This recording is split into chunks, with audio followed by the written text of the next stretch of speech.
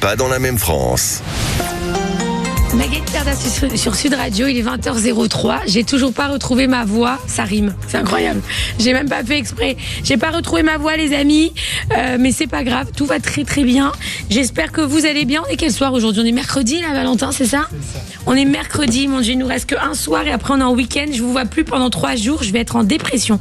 Alors, on vous retrouve comme chaque soir, du lundi au jeudi, de 20h à 21h sur Sud Radio pour On vit pas dans la même France. Cette émission qui casse les codes, qu'on ne retrouve absolument nulle part, où on fait venir des gens qu'on n'invite pas forcément en radio, en médias institutionnels, les influenceurs, les créateurs de contenu. On a beau les détester, on a beau les critiquer en France. On a un problème en France avec ça, on aime bien critiquer ce qui marche, mais on peut pas enlever un truc, c'est qu'ils arrivent à fédérer des dizaines, des milliers, des millions, des centaines de milliers de personnes, beaucoup plus que nos politiques institutionnelles, qui eux ont un peu plus de mal à parler avec le, on va dire, avec le peuple, quoi.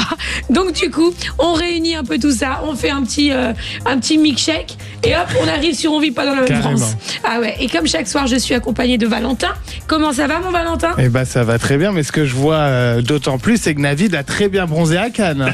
Ça faisait le beau gosse. Comment tu présentes nos invités? Attends, on l'a pas encore annoncé. Ah bah oui, mais bon, comme chaque soir, je vais lire tous les réseaux sociaux, donc n'hésitez pas à réagir sur le live Instagram Magali Berda ou sur le live Sud Radio sur YouTube. Je lirai tout. C'est votre porte-parole, Valentin. Exactement. Les amis, à nos auditeurs, il est là pour vous lire. Donc vraiment, n'hésitez pas à participer à notre émission. Ce soir, on va parler d'un sujet qui fait parler, qui fait polémique, qui est assez sensible. C'est la religion. Est-ce que la religion est de plus en plus présente sur les réseaux sociaux? Est-ce une bonne chose? C'est la question qu'on se pose ce soir sur Sud Radio avec nos invités, des 3 invités exceptionnels. Alors, il y en a 2 qui sont là avec nous et une qui est en live, je me crois sur TikTok là, qui est en visio, les amis. On reçoit d'abord, alors je les présente, allez, un par un, les gars. Honneur aux dames, Ethel Had. Je le dis bien? Ouais, c'est ça. C'est bon? C'est ça. Merci d'être là. Ethel Had, alors toi, tu es créatrice de contenu, tu es influenceuse, tu es connue sur les réseaux sociaux pour parler ouvertement de ta culture et de la religion juive avec pédagogie. Ouais. Humour et authenticité. C'est ça. Je rajoute ça. À travers tes vidéos TikTok, Instagram et tes prises de parole en ligne, tu abordes le quotidien, les traditions, les clichés, les questions liées au judaïsme auprès d'un large public. Tu ne veux pas toucher que la communauté juive. Ouais. Tu touches un petit peu tout le monde. Ça fait découvrir un peu la religion aussi à tout le monde. Tu la dédramatises, entre guillemets. Et grâce à ton ton direct et accessible, tu as su créer une communauté engagée autour de contenus mêlant lifestyle, société et transmission culturelle. Tu es aujourd'hui identifié comme une voix originale et assumée sur les réseaux sociaux. Tu as combien de followers sur l'ensemble de tes réseaux? Total, je crois que je suis à peu près à 300 000 abonnés. C'est beaucoup. C'est beaucoup. Sur Insta, t'as combien? Sur Insta, là, je suis à 74 000, un truc comme ça. D'accord. Il me semble. Sur TikTok, j'ai 2 comptes. Total, je suis à peu près à 163 000. Et j'ai Snapchat aussi avec 30 000 abonnés à peu près. C'est bien Snapchat aussi. Tiens, ça fait longtemps qu'on fait pas de Snap. Il est où mon Snapchat, Valentin? J'ai complètement abandonné mon Snapchat, les amis. Ouais. Et je te l'ai dit en plus plusieurs fois, faut qu'on le reprenne à fond. Non, mais je vis de la discrimination, moi, sur Snapchat, j'ai pas honte de le dire. Parce que c'est moi, j'ai pas ma monétisation Snapchat. Oui, moi, ils ont décidé, il y a une dame qui a décidé de pas me monétiser sur Snapchat. J'ai pas non plus. Mais moi, je suis certifiée. Ah oui, donc non, moi, ils m'ont donné la certification, mais par contre, pas la monétisation. Okay. On n'est pas nombreux en France à être comme ça, on est punis, on sait pas pourquoi. Voilà, donc écoutez, c'est pas grave. Donc du coup, ça donne pas vraiment envie de faire du contenu, mais bon, c'est pas grave. C'est ce qui s'appelle la discrimination des plateformes. Ils font les règles, ils font les lois, c'est eux qui décident. On a juste le droit de se taire et de subir. Voilà, c'est comme ça. Ouais. Et pourtant, je pense pas avoir des comportements malaisants sur les réseaux, parce que moi, je monte pas mes fesses. J'ai 44 ans, enfin voilà, j'insulte pas les gens. Enfin bon, voilà. Bref, merci d'être avec nous, Ethel. Avec plaisir. On reçoit en face de toi Navid. Alors Navid, je comprends pas. Navid cherche. Oui. Pourquoi Navid, FZY? Navid cherche. Navid cherche, c'est ça. Navid cherche. Tu es blogueur TV. C'est ça. Tu es créateur de contenu spécialisé dans l'actualité des médias, du divertissement également. Toi, tu vas sur le terrain. Tu as été en direct du Festival de Cannes, on t'a eu avec nous la semaine dernière. C'est ça. Tu partages avec ta communauté les coulisses, les interviews, les moments forts de l'événement à travers tes réseaux sociaux. Grâce à ton ton spontané, à ta proximité avec le public aussi, tu t'es imposé comme une voix suivie de l'univers médiatique et digital. Tu t'es fait connaître en faisant un buzz. Tu as cherché Maëva Guénam partout à Dubaï. T'es venu, tu nous as bien saoulés d'ailleurs. Il nous a saoulés, David. Tu sais, je me souviendrai toujours à chaque fois qu'on allait quelque part. Mais t'as pas fait que ça. Hein. T'as pas fait que Maëva Guénam à Dubaï. T'as fait aussi Paga. T'as fait aussi. Je crois que tu les as tous fait. Le mariage. Oui, même moi, tu m'as fait le mariage de Nicolas et Laura aussi. Je me suis incrusté là-bas, ouais. Il s'est incrusté au mariage de Nicolas et Lozina. Je me suis fait chasser par Greg. Je me rappelle, il courait derrière moi et tout. Et je me suis fait attraper par un van. Et ben, il Paga dans le van avec ses copains et ils m'ont arrêté et tout. Ils m'ont pris mon téléphone. Ils avaient peur que je prenne des vidéos et tout interdites. Mais j'avais rien filmé. Ok. Ouais, j'étais fou à l'époque. Mais là, je me suis calmé. C'était il y a 3-4 ans, j'étais fou. Mais là, ça va, je fais plus ce genre de choses. À chaque fois qu'on allait quelque part, nous, on se disait, est-ce qu'il va y avoir le fou qui va débarquer ou pas? Vraiment. David, il était derrière tout le monde, les amis. C'était marrant. Mais en attendant, on critique pas. Voilà, on n'aime pas. C'est une méthode particulière, mais t'as réussi parce qu'aujourd'hui, tu t'es fait connaître grâce à ça.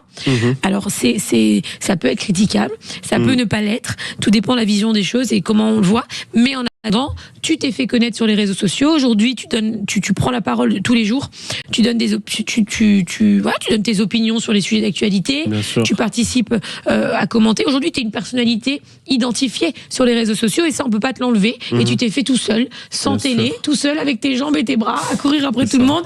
Mais c'est peut-être plus louable que certains, puisque tu n'as pas eu la chance d'avoir télé ou ni aucun coup de main. Tu t'es fait tout seul. Exactement. Voilà. Ouais, j'ai pris pas mal de risques. Bon, c'est vrai que j'étais vraiment fou. À l'époque, j'étais beaucoup plus jeune. Je le referais pas aujourd'hui à mon âge, parce que là, j'ai quand même 32 ans, ça y est, je passe à autre chose. 32 ans. mais c'est vrai que j'aimais bien courir les gens, et c'est vrai que je me suis fait seul, mais je te remercie de me donner à chaque fois la parole, de m'inviter. C'est vrai que grâce à toi, on a invité, là où d'autres médias ne nous inviteraient pas, donc merci à toi, Magali. Avec plaisir. Magali, elle en a 44 ans. Pourquoi tu balances mon âge, toi? Pas qu'on dit ton âge. Balance mon âge. C'est gratuit. J'ai 44 ans. Balle perdue. J'ai 44 ans et pas toutes mes dents. Ouais. J'ai pas toutes mes dents, les gars. C'est la merde. J'ai tellement mal les dents. Quand je vous parle, il me faut un cachet là en urgence. Non, mais j'ai super mal aux dents, les amis. On s'en fout là, ce que je vous raconte. Ok. J'ai 44 ans, oui, c'est ça. Je suis vieille, putain. Bon, bref, passons. Ensuite, pourquoi? On a une troisième invitée qui va nous rejoindre très prochainement dans cette émission. Restez en ligne avec nous. Alors, on essaye de la joindre pour le moment. Mais pas sur Valentin, si tu es on est dessus. Ok, super. C'est ce que je gère. Alors, les amis, ce soir, on va parler de religion. Donc, toi, Navid, t'es un peu le critique des influenceurs. Tu donnes ton point de vue, t'es sur les réseaux, tu fais des vidéos, tu dis que t'aimes pas, tu dis pourquoi pas, etc. Et ce soir, on va parler de religion. Est-ce que tu as déjà parlé de ta religion, Navid, sur tes réseaux sociaux? Moi, c'est pas quelque chose que j'expose de ma religion à moi. C'est vrai que j'en parle pas beaucoup. Je trouve que c'est quelque chose qui est un peu plus pudique, personnel. Donc j'en parle pas spécialement, mais je commente ceux qui exposent leur religion. Et c'est vrai qu'aujourd'hui, ça tombe bien qu'on fasse ce débat-là, parce que c'est aussi un jour particulier chez les musulmans, c'est l'Aïd aujourd'hui, donc... Et bonne fête de l'Aïd à tous les musulmans, les amis, d'ailleurs. Voilà, bonne fête à tout le monde. Et du coup, on voit beaucoup de stories aujourd'hui sur les stories de tout le monde, hein, que ce soit influenceur ou pas. Donc je me suis dit que c'était une bonne occasion de faire un débat. Et moi, je voulais dénoncer en fait le marketing qu'il y a autour de la religion, de certaines qui abusent. Je trouvais à mon sens, c'est ça que je critiquais. Donc je pense beaucoup à Marine Elimer, par exemple, à Dylan Cherry, à toutes ces personnes-là qui, on a l'impression qu'ils font vraiment un marketing, qui surfent dessus. Je sais pas s'ils sont sincères ou pas, je m'interroge. Est-ce qu'ils veulent pas peut-être attirer une communauté musulmane et générer des likes et des vues? En tout cas, ça marche. Le résultat, c'est que sincère ou pas, c'est que ça marche beaucoup. Donc, je voulais vraiment dénoncer ce marketing-là sur les réseaux sociaux. Voilà. Et donc, là, alors, tu as en face de toi une influenceuse créatrice de contenu. Alors, est-elle, c'est un peu différent. Toi, tu t'es fait connaître grâce à la religion. Ouais. T'as commencé avec ça.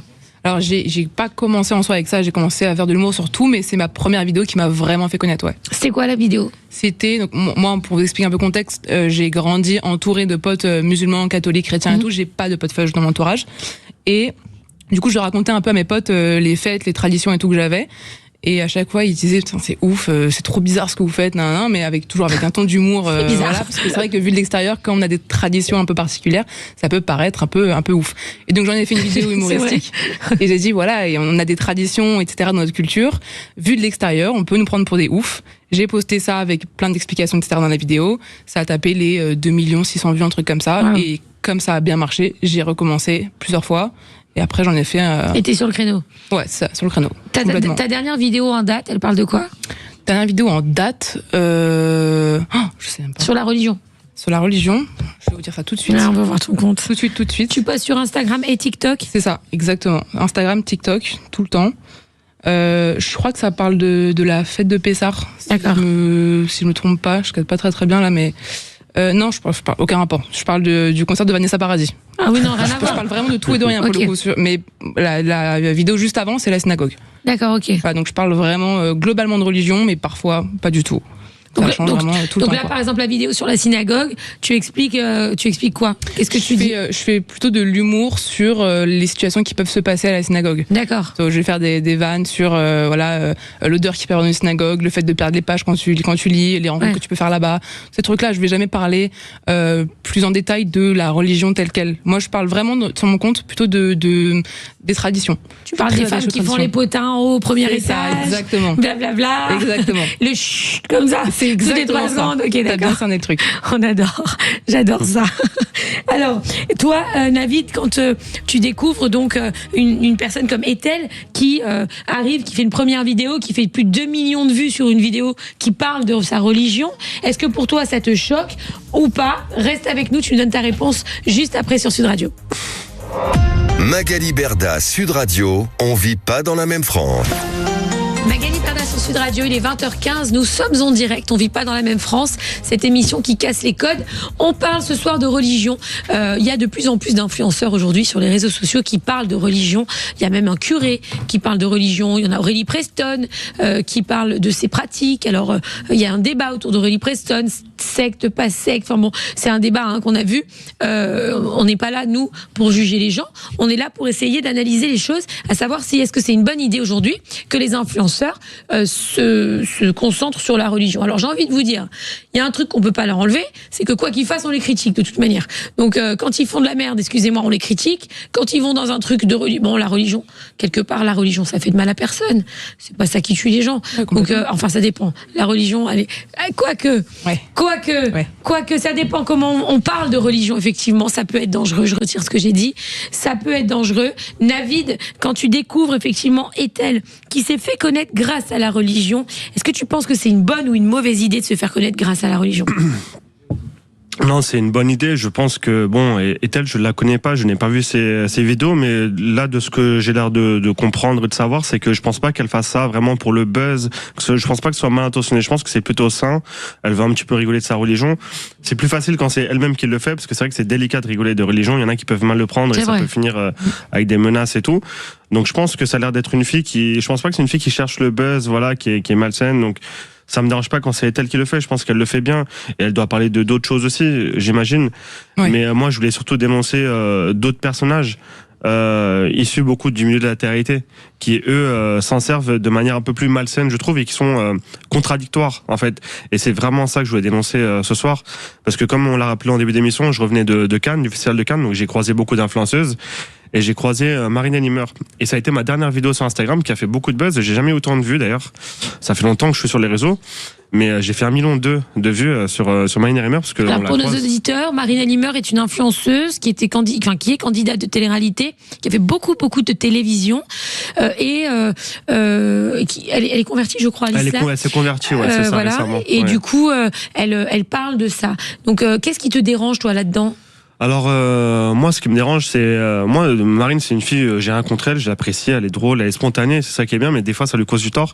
Je la croise, on fait une petite vidéo et tout, et dans sa vidéo, elle dit Inch'Allah et tout, elle va monter les marches du festival de Cannes, et j'ai vu que dans les commentaires, ça a beaucoup fait réagir les gens. Pour moi, c'est une vidéo banale, je l'ai postée, et les gens ont pas compris en fait le côté religieux et à la fois les photos qu'elle poste qui sont très dénudées, en crop top.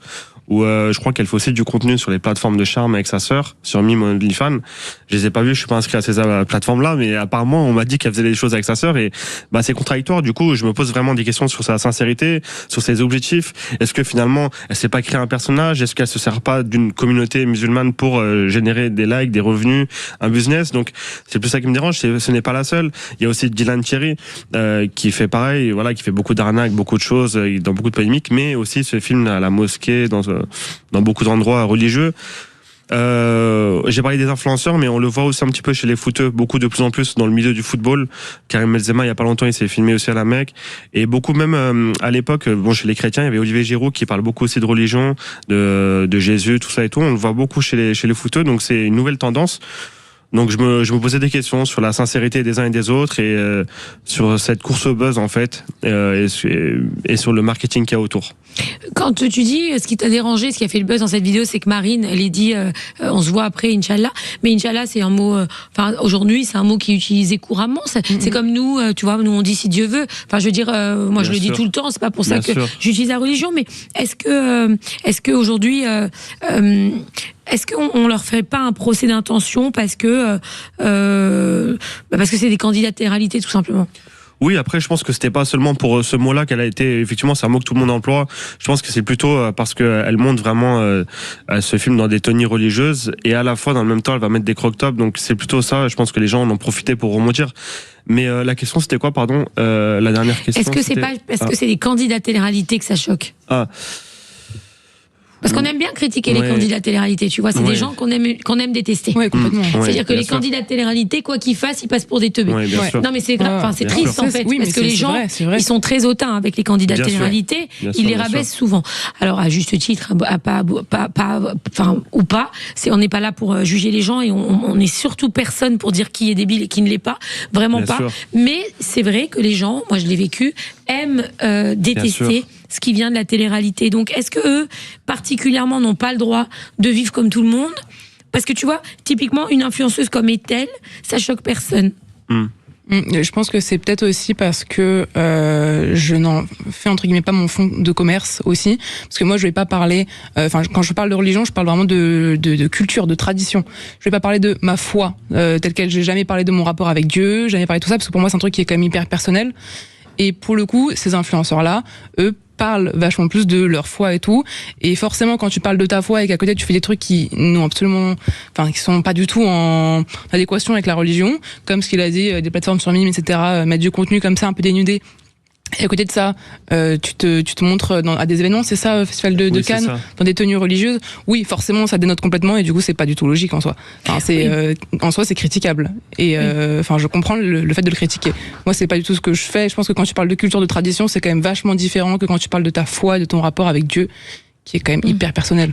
Et en quoi, pour vous, des fois, ça peut être dangereux de parler de religion sur les réseaux sociaux, Ethel? Alors, pour le coup, moi, je trouve ça moins dangereux, je pense, que d'autres types de personnes, d'autres sujets, parce que je pense que quand tu le fais bien, quand tu prends les bonnes formes, t'as pas trop de quoi avoir peur. Après, évidemment, moi, je parle de la religion juive, donc je me tape des insultes quasiment tous les jours, de moins en moins pour le coup, mais tous les jours c'est des trucs d'Hitler, 39-45, machin sur mes vidéos, je prête plus du tout attention. Donc pour le coup ça c'est un truc qui est assez dangereux, parce que si ça m'arrive dans la vraie vie, là je sais pas trop comment je pourrais réagir, ce qui n'est jamais arrivé pour le moment. Après 5 ans quand même sur les réseaux avec des abonnés qui montent, j'ai jamais eu ça, donc c'est pour ça que j'ai du mal à trouver ça très dangereux. Moi les commentaires haineux, j'en prête pas trop compte, donc après, oui, c'est dangereux quand tu parles de ta foi et qu'il y a des jeunes personnes qui vont te suivre, qui vont écouter ce que tu dis, et qu'à côté de ça, tu dénotes complètement ce que la religion te dit de faire en mettant des vidéos de toi dénudées sur les réseaux et tout, parce qu'il y a des jeunes qui te suivent et qui se disent attends, du coup on a le droit, on n'a pas le droit, il y a des trucs qui sont pas logiques en soi. Je pense que c'est plutôt l'influence que peuvent avoir ces personnes-là sur des jeunes que je trouve dangereuse, plutôt que de parler de religion telle qu'elle sur les réseaux, quoi. Mais est-ce qu'aujourd'hui, la plus belle des religions, c'est la liberté?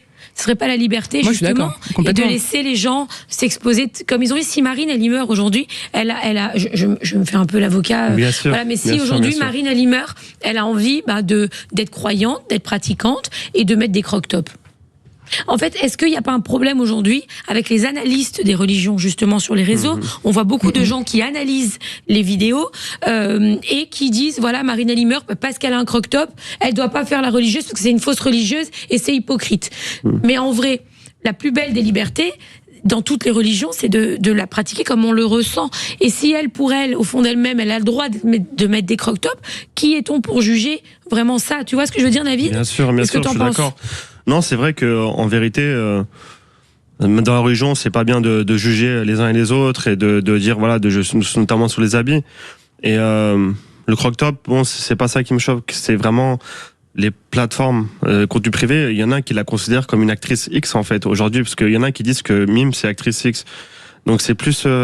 Mais alors ça voudrait dire que si on est actrice X, on n'a pas le droit de croire en Dieu. Tu vois ce que je veux dire? C'est-à-dire que. Pour moi, il y a quand même une différence avec le fait d'être. Je parle pas de Marine qui n'est pas actrice X, attention. Oui, bien sûr. Et pour moi, il y a quand même une grosse différence avec le fait d'être né d'une religion. T'es née musulmane, et puis après tu grandis avec toutes les traditions qui vont aussi avec, la culture et tout, et puis tu vois ce qui te touche plus ou moins, et après tu fais ta religion avec, voilà, comme tu le sens, comme les juifs font aussi beaucoup. Après, à partir du moment où tu, j'ai plus le mot en tête là, mais que comme Marine, elle est devenue musulmane, c'est ça? Oui, tu te convertis. Tu te convertis, merci, j'avais plus le mot en tête. Tu te convertis, pour moi, il y a un rapport à la religion qui est vachement plus fort et plus gros.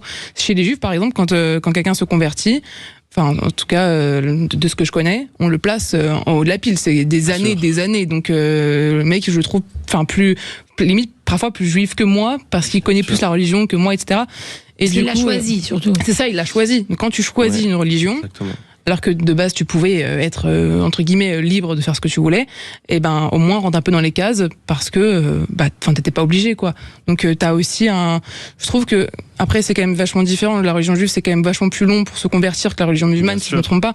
Donc ouais, quand tu veux te convertir à une religion, que ce soit long ou pas long, tu bien sûr, respectes entre guillemets les règles de l'art, quoi. Ce que tu dis là, parce qu'effectivement, dans la religion musulmane, on peut se convertir en une seule phrase, je crois, et en 5 minutes, c'est fait. Alors d'ailleurs, on rappelle quelque chose enfin moi personnellement, alors autant moi je trouve que chacun fait pour moi personnellement, chacun fait sa religion comme il l'entend, et moi je suis hyper libérale là-dessus, donc voilà. Mais par exemple, quelque chose qui m'a extrêmement choquée sur les réseaux sociaux, c'était à l'époque du Covid. Je sais pas si vous vous souvenez, pendant le confinement, c'était Dylan Thierry qui avait organisé des conversions en visio, en live, C'est-à-dire qu'en fait, il allumait un live avec un imam tous les jours sur Instagram et il convertissait les gens en direct. Est-ce que là, on passe pas un autre cap?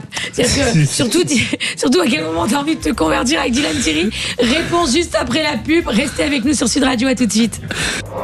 Magali Berda, Sud Radio, on vit pas dans la même France. Sud Radio. Parlons. Magali Berda sur Sud Radio, il est 20h28, nous sommes en direct, on parle d'un sujet passionnant, la religion. Voilà, on aime parler de la religion, je pense que tout le monde vient à la religion. C'est aussi une forme de bien-être, la religion, parce que ça permet à des gens de se sentir mieux, de croire en quelque chose, de pouvoir s'investir dans quelque chose, de pouvoir avoir un truc. Moi, ça m'est arrivé dans des périodes sombres, dans des périodes compliquées, de prier et de me sentir mieux. Et puis quand il m'arrivait quelque chose d'extraordinaire, je me disais merci beaucoup, parce que tu m'as écouté, je suis pas seule, on se sent moins seul grâce à la religion, ça peut apporter des choses très positives et franchement on peut le dire. Voilà, maintenant après ça peut être très dangereux effectivement, et je voudrais qu'on revienne sur le cas par exemple de Dylan Thierry. Dylan Thierry, ça a été très polémique. Alors moi personnellement je suis pas très je suis pas très neutre avec Dylan Thierry. C'est quelqu'un que je ne supporte pas, qui pour moi est un danger de la société et qui vraiment est devenu, et je l'adorais avant quand il a commencé la télé-réalité. Moi je l'ai connu à ses tout débuts, j'adorais Dylan Thierry, je le trouvais extraordinaire. C'est devenu c'est devenu un chétan. Non, je suis d'accord. Il est immonde dans tous les sens. Voilà, dans tous les sens, il est devenu dangereux. Il a monté, pour moi, il fait partie des gens. Il y en a, je vais pas les citer, mais il y a quelques influenceurs pour moi, et vraiment, je le dis publiquement. Et je l'assume parce que je l'ai vécu. Mais il y a des influenceurs pour moi qui sont, et c'est là où ça devient dangereux. C'est pas de parler de religion qui est dangereux, parce que ça c'est positif au contraire. Et on peut faire quelque chose de joli avec la religion. Mais moi j'ai souffert de cette division après le 7 octobre, tu vois, de l'utilisation du 7 octobre par certains influenceurs qui se sont d'un coup vus pro un tel ou pro un tel, qui ont foutu une merde pas possible en France, à raconter n'importe quoi sur les réseaux, à donner leur avis sur tout alors qu'ils connaissent rien, qui sont pas sur place, qui sont jamais allés même sur place, et qui ont monté, mais vraiment, la communauté juive et la communauté musulmane. Et pour moi aujourd'hui, le fossé qu'il y a entre la communauté juive et la communauté musulmane, qui à la base, enfin moi j'ai des amis dans toutes les religions, moi je m'en contrefous de la religion des gens, mais il y a un fossé aujourd'hui qui a été envenimé, je dis pas qu'il a été créé, mais qui a été envenimé par des influenceurs, dont Dylan Thierry. Je dirais pas les autres non, parce que je vais pas me remettre en clash avec qui Bien vous sûr. savez, et j'ai pas envie de parler d'elle, Bien mais sûr. elle en fait partie quand même. Mais Dylan Thierry pour moi fait partie aujourd'hui de ce drame qu'il y a en France, de cette montée sûr. du racisme et de l'antisémitisme qu'il y a, où on doit se sentir dans un camp ou dans l'autre et pas ensemble en fait. C'est obligatoire. T'es juif, tu dois rester avec les juifs, tu es musulman, tu dois rester avec les Bien musulmans. Et ça c'est un drame et j'en veux énormément moi à Dylan Thierry. Bien Et je sûr. pense que c'est pas normal. Pardon, hein, mais je prends la parole, excusez-moi si je suis animatrice, en plus je voudrais vous laisser la parole à vous, mais ça sort du cœur, mais c'est quelqu'un qui aurait dû être radié des réseaux sociaux. Pas parce que il est musulman, bien évidemment, pas parce qu'il revendique, au contraire, encore une fois, moi je suis hyper cool et je trouve ça bien qu'il y ait des gens qui parlent de religion sur les réseaux parce que c'est pur, c'est sain et ça fait du bien de Bien parler de sûr. religion plutôt que de la haine. Mais à tel point diviser les uns contre les autres, pour moi ça doit être, c'est les plateformes qui sont responsables, qui auraient dû les bannir ces gens-là, parce qu'ils sont dangereux pour nos communautés ensemble, une unité, parce qu'on est une unité tous ensemble, on peut être une belle unité, Ouais, bien et sûr. malheureusement c'est trop dur ce qui s'est passé, bref, et je l'ai vécu parce que avoir été insultée comme je l'ai été, et tu le sais, Navid, Bien sûr. prise à partie par Maëva Guénam, etc. Alors que dans mon éducation et dans ma manière d'être, il y a rien. J'ai jamais été ni tenu des propos. Enfin, je veux dire, j'ai toujours.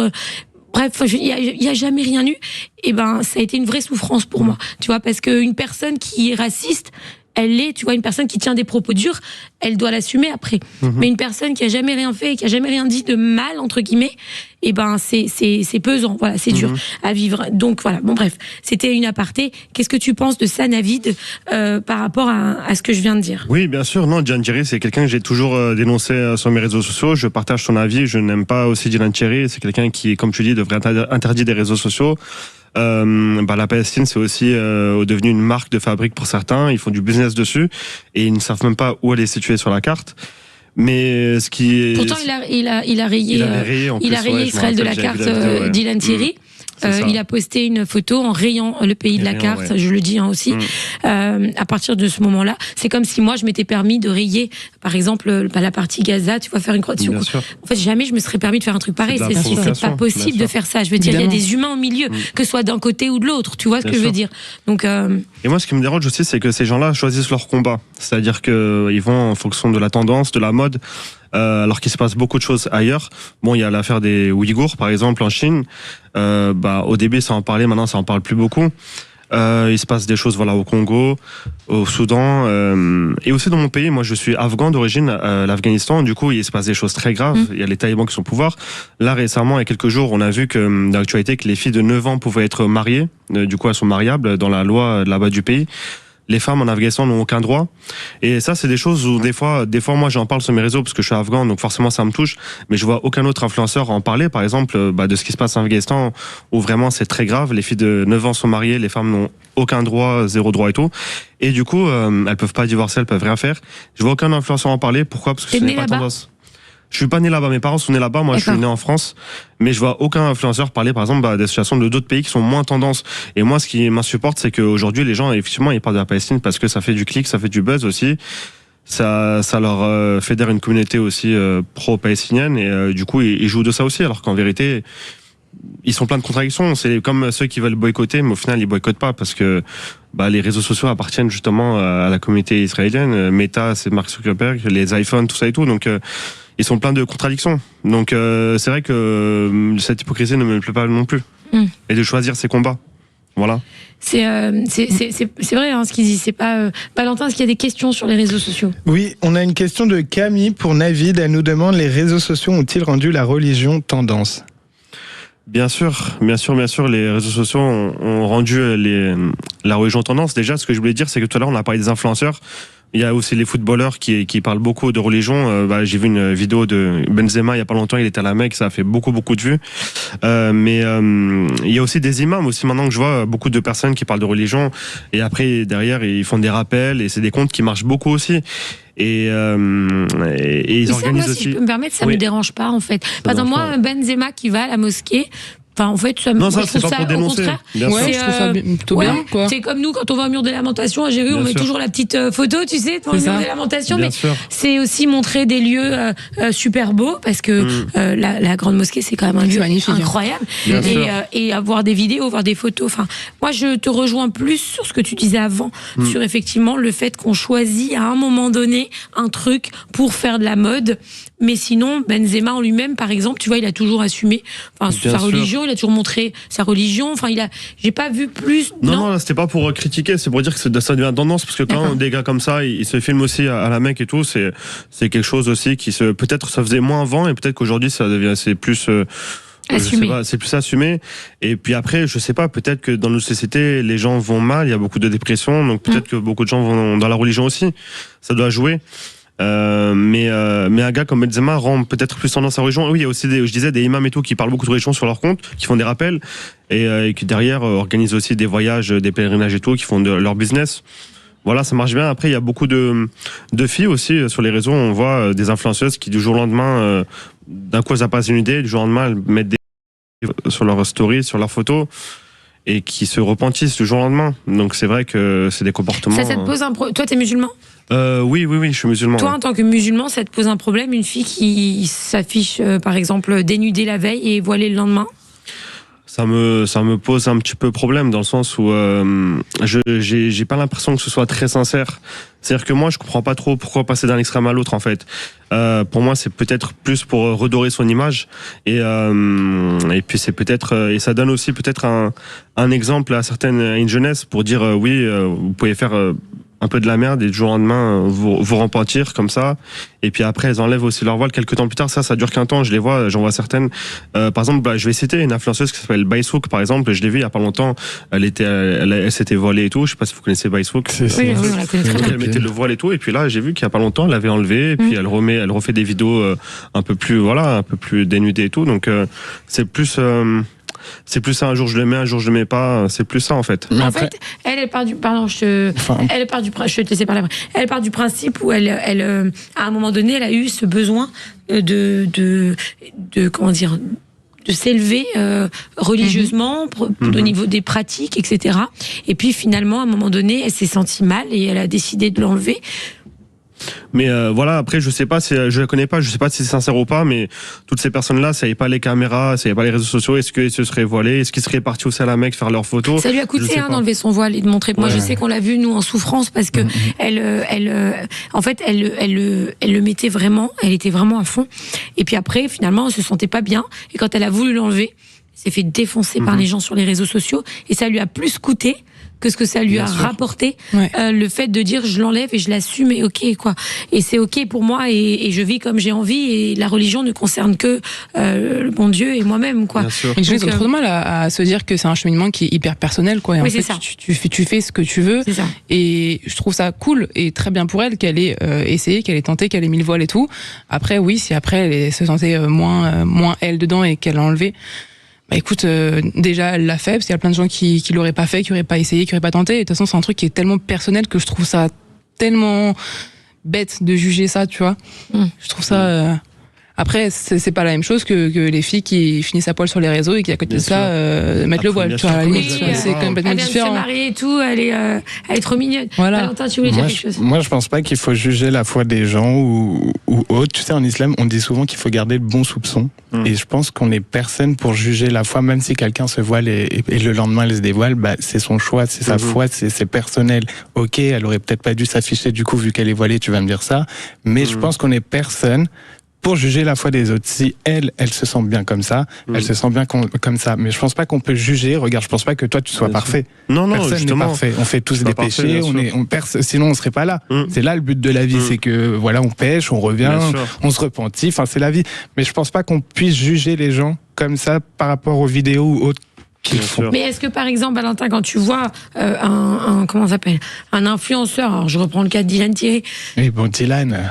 Oui, mais c'est important. Dylan, ça tend, oui, non, mais sur les cas comme Dylan, je suis d'accord. Parce mais que par sous exemple, ces vidéos, on peut dire ce qu'on veut, il y a beaucoup de commentaires. Ah non, mais il y a on a fait un commerce aussi, c'est ça la différence avec d'autres gens. Attention, moi j'ai juste dit qu'il faut garder le bon soupçon sur la foi des gens parce qu'on parlait de Baïsouk. Non, mais Baïsouk, c'est pas. On ne compare même pas, c'est pas du tout le même délire. Mais là, on parlait pas de Dylan. Mais si tu me parles d'un Dylan Thierry, c'est vrai que oui, moi je suis d'accord avec vous, il faut qu'il se fasse bannir des réseaux sociaux. Moi aussi, il me tend ici jusqu'à la gorge quand il fait un live TikTok et que voilà, il convertit quelqu'un en 2 secondes. Enfin non, ça se passe pas comme ça, c'est pas du digital, tu vois, c'est pas parce qu'on est en 2025. C'est pas un show, la religion, c'est pas. Mais sur ça, je suis d'accord. Et puis il y a plein d'autres choses qu'il a faites aussi qui mettent perplexes les gens.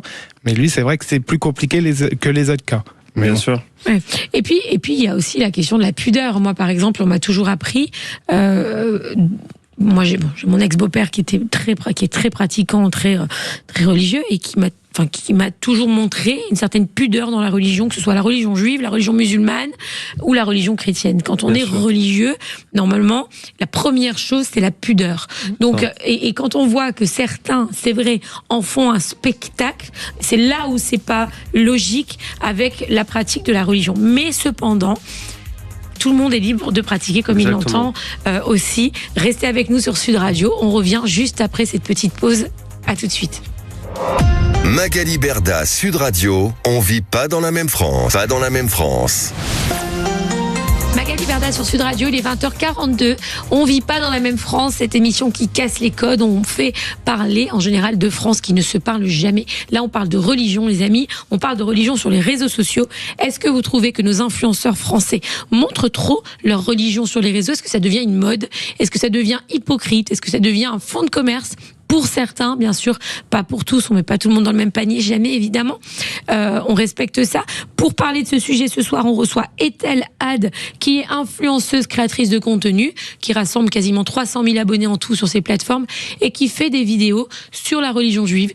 Humoristique. Pour ça, tu te moques de nous en fait. Mais c'est un peu ça. Mais c'est mignonné. C'est ça. Moi, je vais rigoler vraiment des traditions, de la culture, mais je le fais aussi sur scène. Je suis humoriste aussi à côté. Ok. Et j'ai commencé par les réseaux et maintenant c'est la scène. Je parle vraiment de ça. Mais ce que dit David, c'est très intéressant ce qu'il a dit au début. C'est vrai que toi, tu te moques. Alors, c'est vrai que sur les réseaux, on voit tout mal.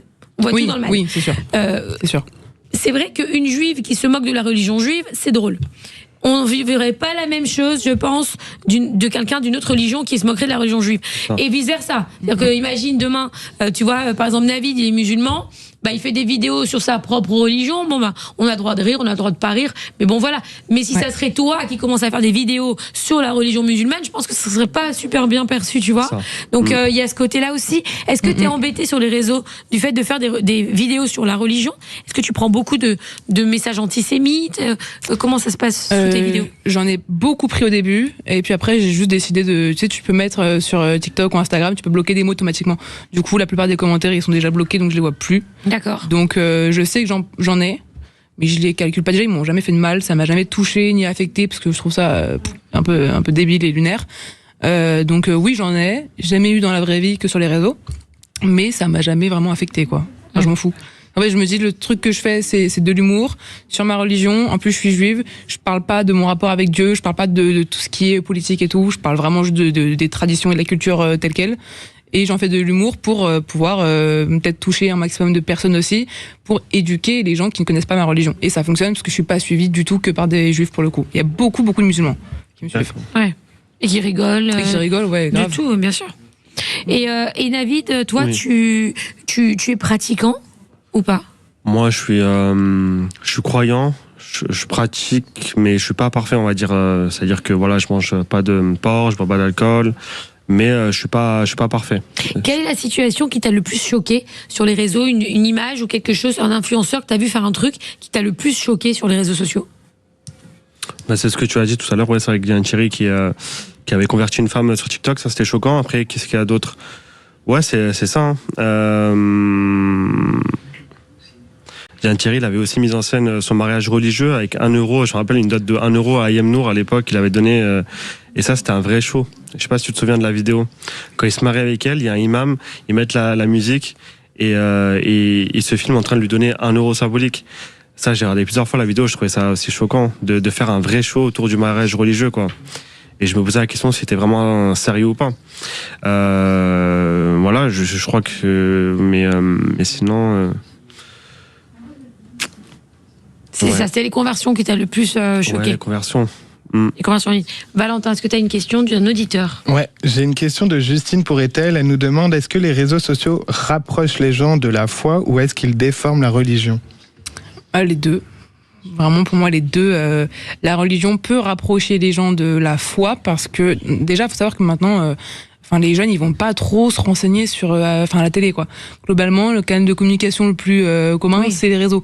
Donc, oui, selon ce que les influenceurs vont dire sur la religion, sur les réseaux, ils peuvent ou non s'en rapprocher. Et tu m'as dit que c'était quoi exactement? Comment? La question entière, je crois qu'il y a Alors, deux la question entière, parties. est-ce que les réseaux sociaux rapprochent les gens de la foi? Ouais. Ou est-ce qu'ils déforment la religion? Est-ce qu'ils déforment la religion? Il y a des gens qui déforment la religion, déjà. Beaucoup. Même Dylan Thierry et tout. Il y a des trucs, je trouve ça lunaire. Faut savoir que je regarde pas trop, moi, Terre-été, etc. Donc, je connais pas très bien. Mais pour le coup, Dylan Thierry, j'en ai vachement entendu parler. Lui, je trouve ça lunaire parce que j'ai l'impression un peu qu'il crache sur l'histoire, littéralement, hein, sur des rites qui sont quand même hyper importants et en plus hyper personnels et qu'il en fait clairement un fonds de commerce. Donc là, je trouve ça complètement débile que des jeunes apprennent de nouvelles religions avec ça. Parce que l'image que ça donne, elle est pas ouf, alors que les religions, c'est quand même un truc qui est super beau à la base. Et après, oui, ça le déforme. Mais ça peut aussi les rapprocher, parce que moi je vois sur les réseaux, il y a des rabbins qui parlent de religion, il y a des imams qui en parlent aussi. Ah, il y a plein de rabbins en ce moment, c'est des influenceurs. Ouais, grave, pour le Ils coup, font grave, des cours grave. de Torah en direct. Ouais, et je trouve ça trop, Et ça marche trop en plus, cool. ça En marche vrai. du tout. Il y a beaucoup de personnes c'est dans les intéressant. lives, Quand c'est ouais. fait de manière intelligente et que c'est pour la culture, oui, ça a fait de mal à personne de se cultiver Bien 2 sûr. minutes sur une vidéo sur TikTok, c'est même limite bénéf, quoi. Et donc en vrai, les deux. Donc toi, ce qui te dérange, c'est pas qu'on parle de religion sur les réseaux, c'est qui en parle. C'est comment on en parle. Peut-être pas qui en parle, mais comment on en parle. Plutôt. Je pense que si Dylan Thierry avait fait les choses bien, à la limite, j'aurais rien pu dire. Mais là, vu comment il en parle, il y a à peu près tout qui est critiquable. Oui, parce que tu prends des gens, par exemple, comme Camilla et Noré, qui sont musulmans pratiquants, Ouais. qui parlent de leur religion super bien, qui expliquent des choses. Elle montre plein de traditions aussi sur ses réseaux sociaux, Ouais. toujours hyper Bien respectueuses. sûr. Enfin, tu vois, il n'y a pas de... Il y a rien à dire dessus, franchement, franchement. ouais, c'est un bien kiff, sûr, quoi. Ouais, c'est ça. Limite, nous, on Bien regarde, sûr. moi, je regarde les plats qu'elle fait, j'ai mangé. mais grave, j'ai envie de c'est faire trop la bien. fête avec elle. C'est trop bien. Mais c'est vrai, c'est vrai ce que tu dis, c'est la manière dont on en parle, en fait, sur les plateformes. Valentin, est-ce que tu as une autre question? Ouais, de Lucas pour Navid, il nous demande, peut-on être influenceur et croyant sans polémique? Voilà. C'est une bonne question. Alors, influenceur et croyance sur polémique. Alors, j'ai pas trop compris la question, mais en gros... C'est moi, en soi, c'est un peu mon profil, quoi. Influenceur et croyant sans polémique, Je pensais un peu à Ethel, Ah. du coup. en soi. Mais D'accord. par Du coup, moi, exemple, je pense que oui. par exemple, on parlait de Mais c'est pour Camilla toi. et Noré. Hmm. Pour toi, c'est des influenceurs croyants sans polémique ou pas? Ils ont pas de polémique. D'ailleurs, je les embrasse. Je les ai croisés au Festival de Cannes. Ils étaient là. Ouais. Camilla qui faisait le défilé de chez L'Oréal. Et franchement, eux, c'est vrai qu'ils ont pas spécialement de bad buzz. Ils ont jamais été dans des scandales, dans des choses comme ça. C'est vrai qu'ils ont pas de réelle polémique. Après, il y a eu récemment ce qui s'est passé avec leurs enfants où les gens les ont critiqués. Mais sinon, oui, ils ont pas de polémique. Non, c'est Sam Zira qui a critiqué. Ça me dira, ouais. Bref. Mais sinon, ils ont pas de il est polémique, ouais. incroyable, ce petit Kenan. Je l'adore. Et Ouais, il ils est sont beau très comme beaux, ces tout. enfants, ouais. Et c'est des parents extraordinaires avec leurs enfants. Camille et Bien Noré, tu sûr. peux leur reprocher peut-être plein de trucs comme à tout être humain ou pas. En vrai, on s'en fout. C'est des parents extraordinaires. Et bon, il y en a qui ont la bouche facile Bien sûr. sur la critique. Tu vois, c'est ça qui est dangereux aussi. Donc voilà. Mais pour toi, il y a plus d'influenceurs qui sont croyants avec des polémiques ou sans, du coup? Ouais, c'est vrai qu'ils sont sans polémique quand même. Ouais. Par exemple, on parlait de Dylan Thierry, mais Maëva Guénam, c'est pareil, tu vois. Par rapport aux mais polémiques, c'est c'est vrai sa qu'elle a beaucoup de copine. polémiques. Je fais exprès. C'est sa copine. Attends, elle a le beaucoup de slogan, polémiques. c'est parlons vrai, non? Donc on Non, parle c'est vrai, parlons vrai, ici. non, c'est vrai qu'elle a Non, beaucoup mais de il a pas polémiques. envie de taper dessus, c'est sa copine. Ah bah, Non, tu vois, c'est non, ça je que je l'aime te beaucoup, reproche je des sais, fois, c'est que je tu sais. tapes sur Dylan Thierry, Ouais, mais je pas sais. sur tes amis, entre guillemets. Non, mais après. Oui, mais parce que quand t'es ami avec quelqu'un. Ah, mais il faut taper sur tout le monde. Non, parce que quand t'es ami avec quelqu'un, t'as une certaine loyauté. C'est comme moi, Valentin, demain tu fais des conneries, je t'aime, et j'irai pas te taper dessus publiquement parce que je t'aime et parce que je connais ton fond. Tu vois ce que je veux dire ou pas? Le sujet fait que du coup. Oui, mais après oui, elle fait partie du problème par rapport à la religion. C'est vrai, on peut pas l'enlever. Oui, elle en a beaucoup participé sur en le tout cas. sujet. Oui, pour moi, moi personnellement, bon, bref, voilà, c'est un problème, mais non, c'est un vrai problème. Ça fait partie aussi, c'est aussi responsable de cette division qu'il y a entre nous tous. Hein, je veux dire, c'est terrible. Et malheureusement, il y en a quelques-uns comme ça sur les réseaux sociaux qui sont compliqués. Donc voilà, mais après voilà, c'est. Tu m'as pas vu. Non mais c'est pas grave, c'est pas grave. Non mais je reconnais que je suis pas objectif. Non, c'est vrai que c'est là-dessus je vais utiliser un joker. J'avoue que il y a des personnes dont j'en parle pas et non, c'est vrai que Maëva a toujours été bien avec moi et c'est vrai que je pourrais jamais la critiquer. Je me suis promis que je la critiquerai jamais. Je critique tout le monde, mais Maëva c'est la seule personne que je critiquerai jamais parce que c'est vrai que elle a fait beaucoup pour moi. Elle m'a beaucoup aidé même en interne et tout quand j'avais des problèmes. Bah récemment je lui ai raconté mes problèmes juridiques par rapport à leur déformation. Elle m'a aidé, elle m'a conseillé et tout. Donc c'est vrai que voilà, Joker, j'avoue que je suis pas hyper objectif. C'est bien parce qu'au moins toi t'oublies pas ce qu'on fait. J'essaie d'être loyal et reconnaissant. Voilà. J'ai beaucoup de défauts, mais j'essaie d'être reconnaissant et loyal. Donc je pourrais pas la critiquer. Après, je vous laisse donner votre avis. Hein, après, mais voilà. Et d'ailleurs, merci beaucoup par rapport à mon histoire. J'étais venu témoigner il y a quelques jours. Ça s'est un petit peu arrangé grâce à ton émission. J'ai reçu un appel le lendemain. Ah non, mais ça c'est incroyable. Faut que je vous explique, les amis. Il faut savoir que la semaine dernière, on a fait. Écoutez bien cette histoire grâce à Sud Radio. Écoutez bien. On a fait une émission la semaine dernière sur le Festival de Cannes et les influenceurs. D'ailleurs, une émission qui a fait le buzz avec Océane Elimer, que j'embrasse, que j'adore, moi. Et Julia Paredes. Sans filtre. Et Julia Paredes, bien évidemment. Et on avait Navid qui était en direct au Festival de Cannes. Et on parlait des blogueurs. Ah non, on parlait des blogueurs, pardon. C'est ça, les blogueurs. On parlait des blogueurs. Exactement. On parlait de la place des blogueurs aujourd'hui dans le journalisme en France. Est-ce que c'est des vrais journalistes ou pas? Puisqu'ils apportent des informations. On voit Aquababe aujourd'hui. C'est quelqu'un qui amène des informations à gogo toute la journée. Ouais. Même le Parisien le relaie. Donc, est-ce que finalement, c'est ça? C'était ça le sujet. Et Navid était au Festival de Cannes. Donc, on parle avec lui et je lui pose la question. Je lui dis, est-ce qu'aujourd'hui, tu as fait des erreurs que tu regrettes?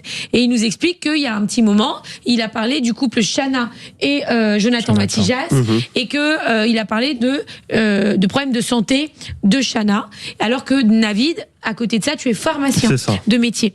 Exactement. Et que du coup, Jonathan et Chana avaient donc décidé de déposer plainte contre Navid, puisque tu avais commenté certaines choses que tu n'as pas le droit de faire éthiquement dans le cadre de ton travail à côté.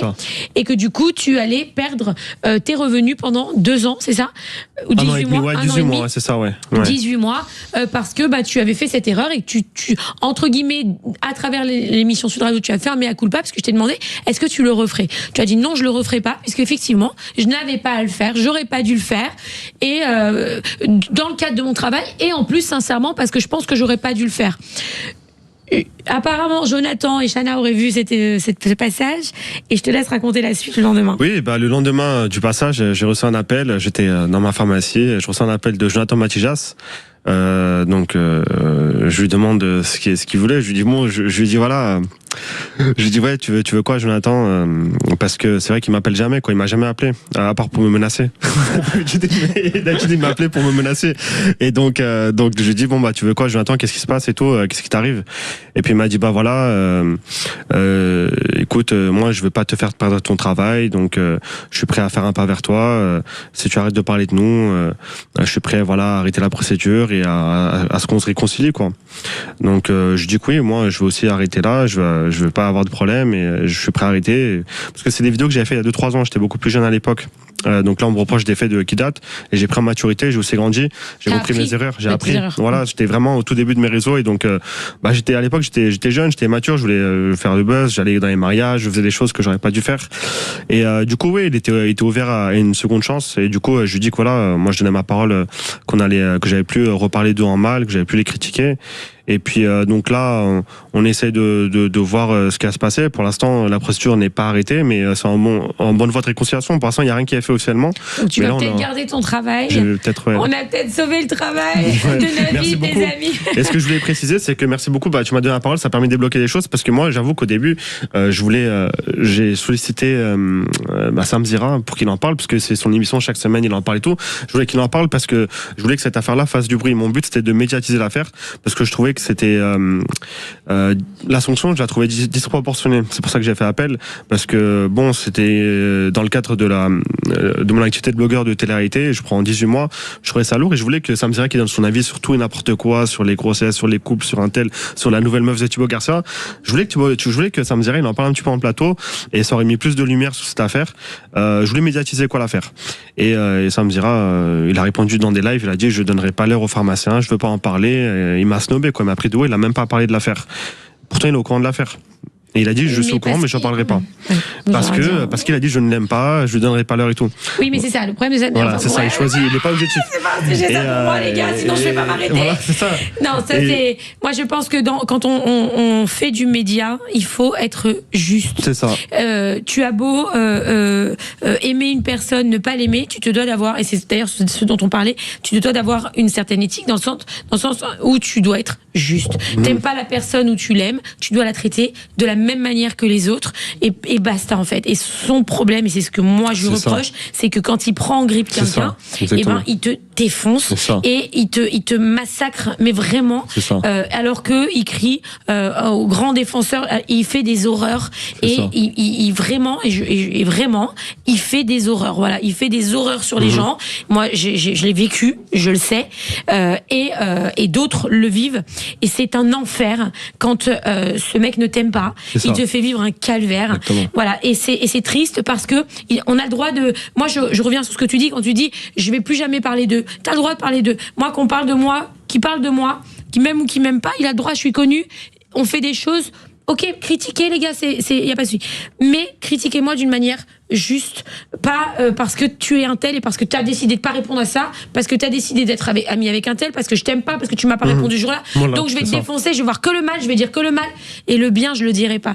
Moi, tu sais, il a même remis en question les condamnations, enfin pas remis en question, mais il a même remis en question mon statut de victime de cyberharcèlement alors qu'il y a eu 34 condamnations pénales. Et quand tu arrives ici, tu te dis ok, là, il y a des limites à pas franchir. Bon, après, il a même fait des débats sur le meurtre de ma belle-sœur, donc c'est des choses que je pourrais jamais oublier. Mais bon, passons les amis, c'était pas le sujet de ce soir. Mais tout ça pour te remercier en tout cas de me donner la parole, parce que c'est vrai que tu donnes la parole à des personnes que d'autres ne donnent pas la parole. Voilà, que t'aimes ou que t'aimes pas, je pense que tu donnes la parole à tout le monde et t'es objectif, donc c'est cool de ta part. Je voulais te remercier par rapport à ça. Dire Chris qui avait assumé avoir fait 30 vidéos sur toi. Oui, dire Chris, il a fait 35 vidéos sur moi. Il est venu 2 fois ici. Il est venu, c'est vrai. Et pourtant Magali l'a très bien accueilli et maintenant tout va bien entre eux. Enfin, c'est nous. En fait, il faut savoir évoluer et parler avec les gens. La communication, pour moi, c'est la base. Donc, et parlons vrai. C'est vrai, c'est le slogan de la radio. C'est vraiment. Et puis voilà, c'est pas grave. Des fois, on se trompe sur les gens. Des fois, on analyse mal les choses. Des fois, on peut mal comprendre des situations. Faut savoir se remettre en question. Et c'est tout. Et chez nous, tout le monde a sa place. Et quand j'ai décidé de faire cette émission pour réunir 2 France qui ne se parlent jamais, c'est comme je reçois très souvent de l'extrême droite avec de l'extrême gauche. Je suis ravie de le faire parce que ça fait essayer de passer des messages. Les gens arrivent à se comprendre. Des fois, ça clash. Des fois, ça se passe bien.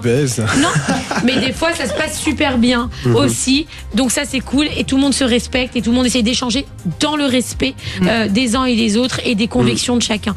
Merci beaucoup. Merci Ethel Had. Merci à toi. Allez la suivre sur les réseaux sociaux s'il vous plaît. Allez suivre aussi Navid Cherche. On va voir où il va aller nous emmener parce que lui va sur le terrain. Il vous amène en direct dans tous ces sujets. Et on retrouve tout de suite notre ami Jacques P6, notre star international. Allez le suivre aussi. Il a un compte Instagram, Jacques P6. On va lui en créer un. On va lui faire un compte TikTok à Jacques P6. Voilà, il reçoit l'invité, l'animateur TV star des années 90, Philippe Risoli. Quelle star, Philippe Risoli. Restez sur Sud Radio, à tout de suite.